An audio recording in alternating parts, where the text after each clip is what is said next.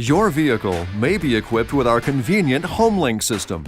HomeLink replaces up to 3 remote controls or handheld transmitters so you can operate devices such as garage door openers, motorized gates, lighting, or home security systems from the safety of your driver's seat.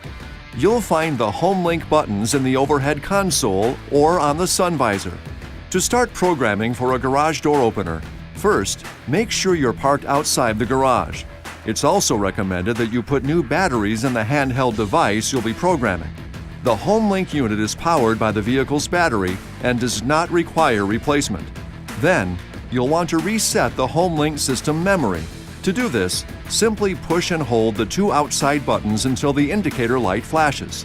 This could take up to 20 seconds. This procedure erases all 3 HomeLink button programs, so you only need to do it once. Do not erase all 3 channels when programming additional buttons.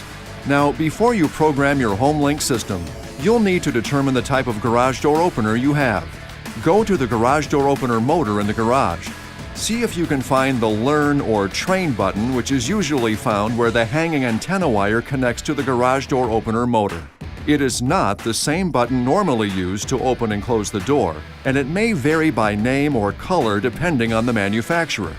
If you can find a Learn or Train button on the opener motor, then you're using a newer, rolling code garage door opener, and programming will involve a few additional steps.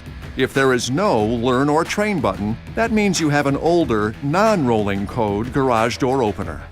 Once you know what type of opener you're using, you're now ready to program the HomeLink system. Here we go.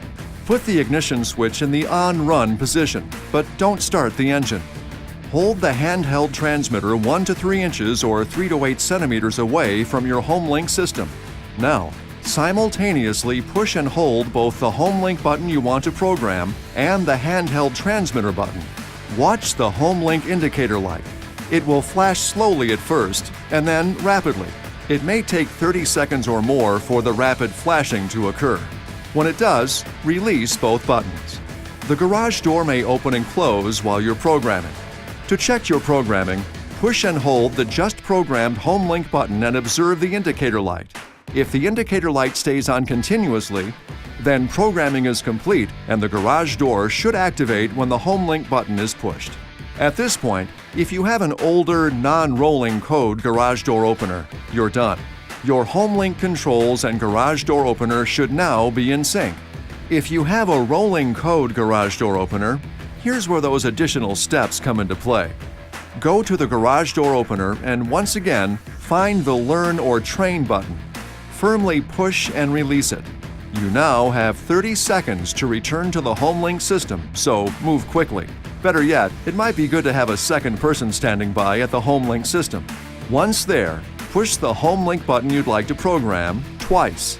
Hold the button for 2 seconds each time. If the opener is plugged in and activates, programming is complete.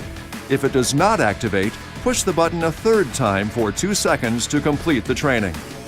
Please note that HomeLink will be disabled anytime an onboard security alarm is active. If you have any problems or require assistance, please call toll-free 1-800-355-3515 or visit homelink.com for information or assistance. This video is not intended to take the place of your owner's manual. For complete details and other important safety information, please see your owner's information.